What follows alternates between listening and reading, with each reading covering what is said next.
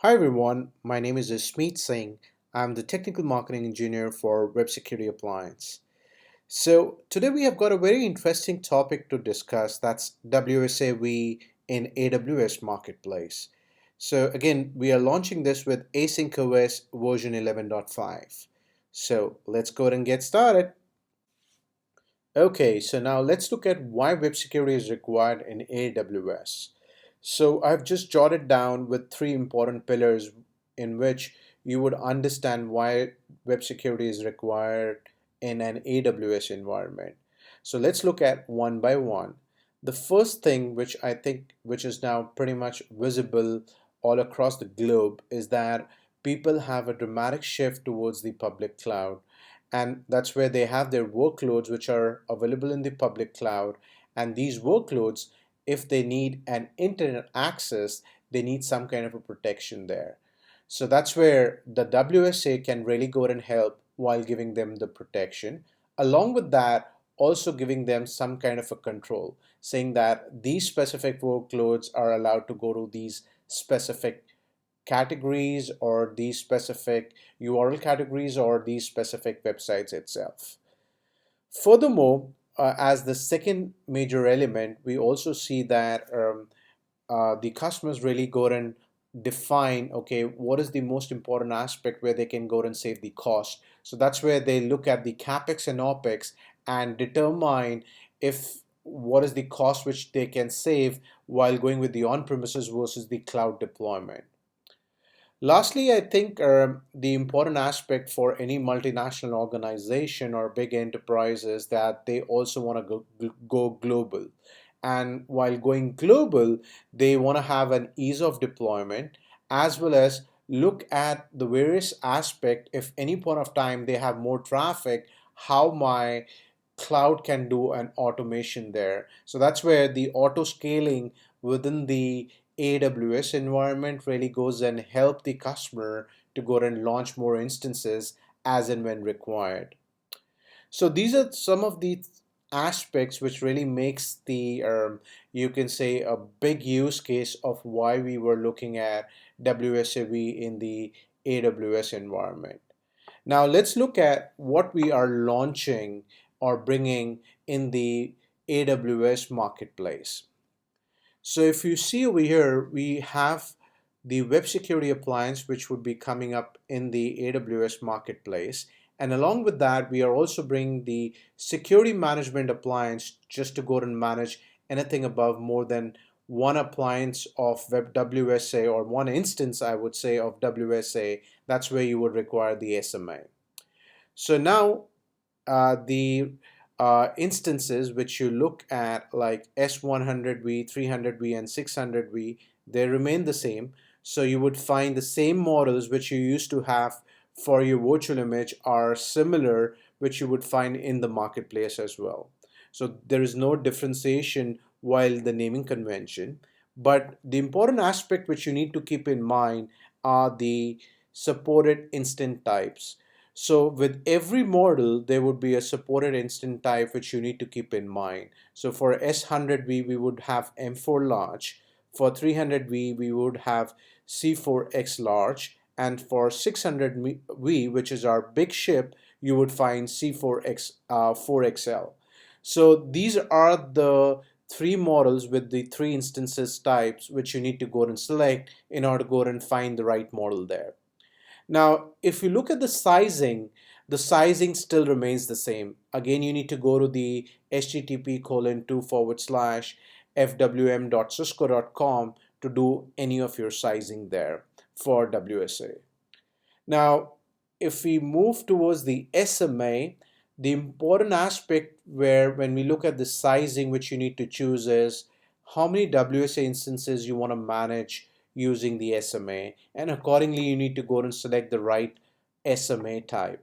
Whether you want to go with the M100 as a model or M300 or M600. So you need to go and select the right model or in order to make sure that you would be able to go and manage them. And along with that, if you're also enabling reporting and logging, you need to also take that into consideration with respect to the number of days where you want to save the data. And now let's quickly have a glance towards the instant instance types which are supported with the three models.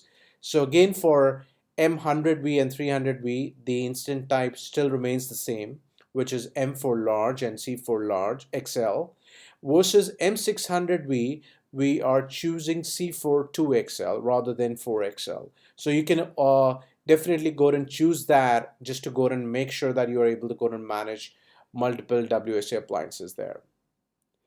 Now, one last thing which I also need to call out, which is really, really big, is the bring your own license model.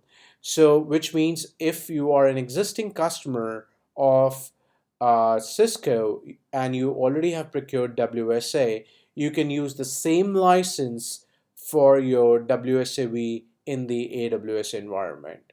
Okay, so that's a big one for the customers which are our existing customer. And for the customers who are right now going and buying this specific service, you need to go and procure that directly from the Cisco itself. So which means you need to go and get in touch with your sales teams and they would be able to go and help you with that. Okay, so now let's go ahead and look at this in a real time, like how we can go and launch the WSAV in the AWS environment. So let's go ahead and get started. So before we get started, I just want to give you a glance what is our VPC looks like, which VPC we would be using in order to go ahead and launch our WSA instances. So let's go ahead and look at the VPC. So let's click on it. And as soon as we click on the VPC, there would be three VPCs listed there. Let's click on it. And you would find the Smith VPC, which we would be using here. Okay, so just wanted to go ahead and call that out. Now let's go to the EC2 instances where we would have our WSA images as well, which we would be using for this specific setup. So let's go ahead and click on launch instance. Now, by default, you would have all the instances in the AWS marketplace. That's where they would be listed, which would be S100V, 300V, as well as 600V. Okay. But as of now, because it's just prior to the launch where I'm recording this video, so that's one of the reason it's not listed there. So what I would be doing, I would be going to my AMI and using the instance from there itself. Okay, so from the AWS Marketplace, let's move to My AMI. That's where you would find all the listed My AMI images which I have in my inbox. So let me go ahead and select whichever would be relevant to me, which is the latest one. I'll just go ahead and select for 11.5, which is for S100V. Let's go ahead and select that.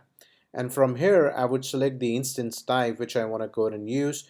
So I'm using the C4XL for S100V.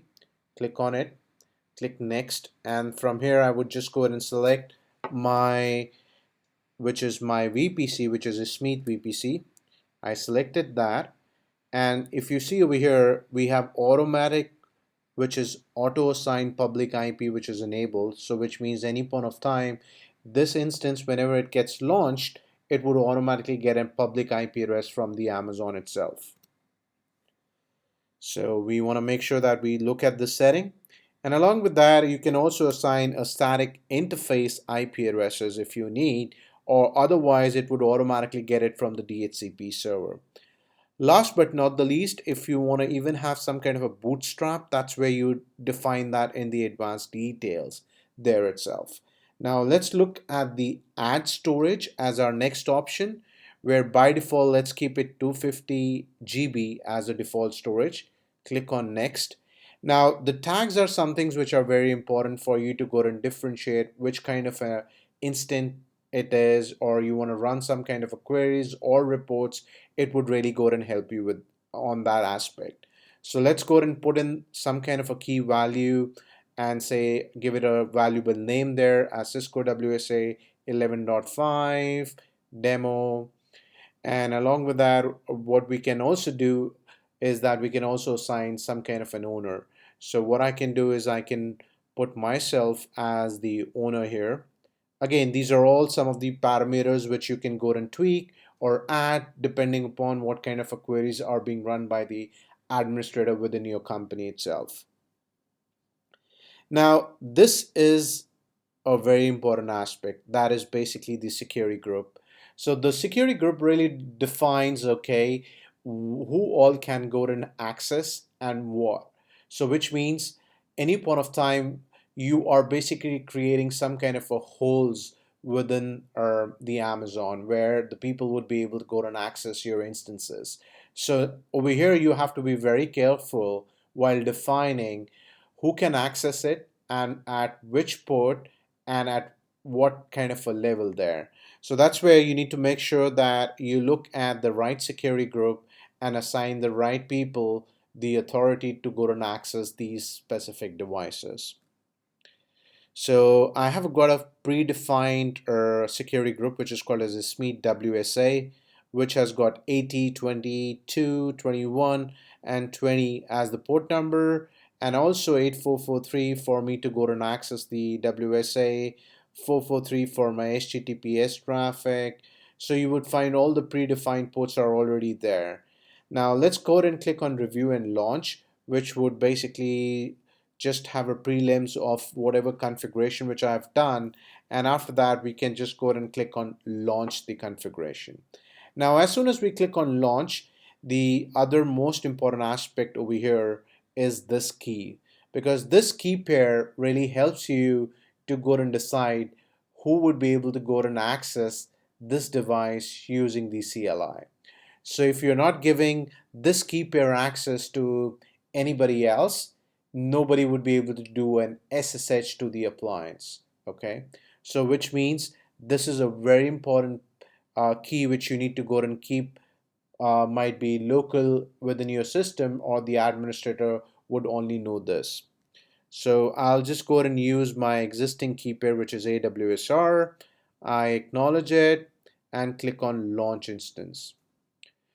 So as soon as that's being done, you would see that, okay, the instance is getting launched, and you can click on view instances, which would basically list down your instance type, and it would by default under the instance state, it would show pending. And the status check is something which you need to always keep a tap on. So if this specific instance is being loaded properly, you would see the status check showing 2 by 2 check in a green color. And if something has bad happened, it would show you in a red color. So make sure that you look at the status check as one of the most important aspects, making sure the instance is being launched properly. So I'm just giving this time so that it gets code and launched. Okay, we are good. So it's being launched and now it's running, where you can see everything is green over here. And it has also got a public IP address, which you see down below.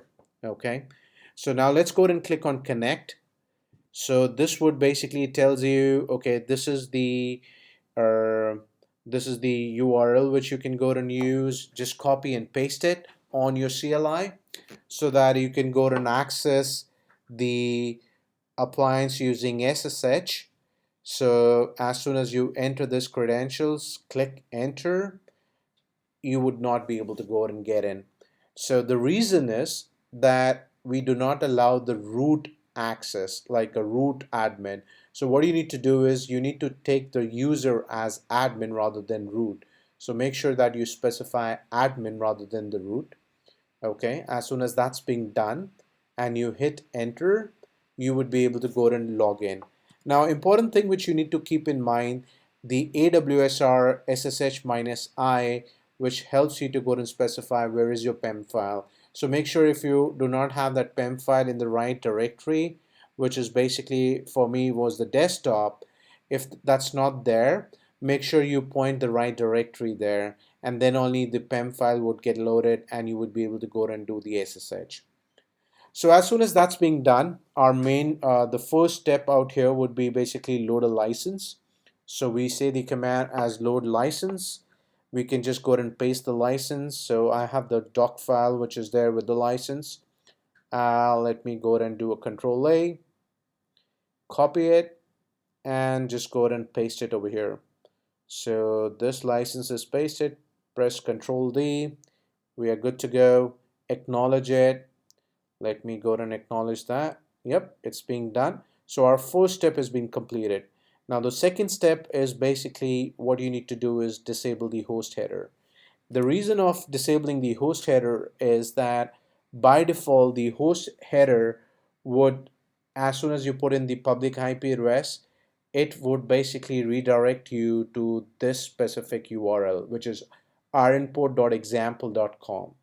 So which means you do not need to go and do that, because when you're accessing it using a public IP address, you don't need that specific thing to go and get redirected to rnport.example.com.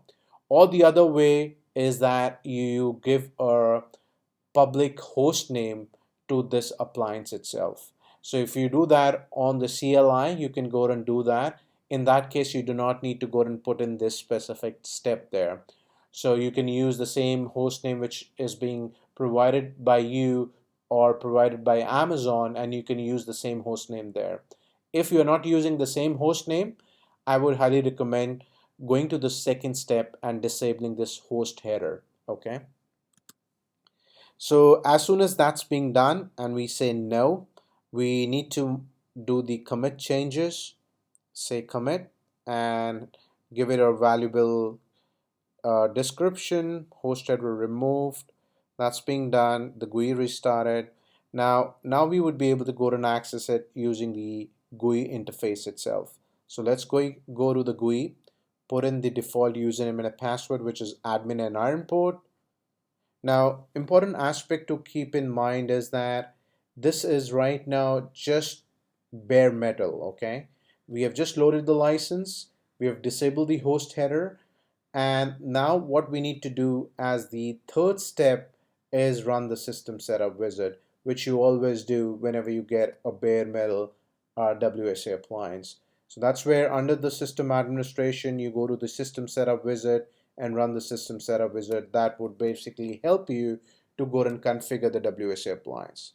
So this basically wraps up the basic configuration which you need to do of WSA in the Amazon environment itself. I hope you will be able to go and follow this, and it's very simple. So three steps. One is basically load the license, second step disable the host header, and the third step is run the system setup wizard. Okay, I think after this our whole purpose is this demo basically has been concluded, and if you have any questions just let us know and we would be more than happy to go and help you there. Thanks for watching this video.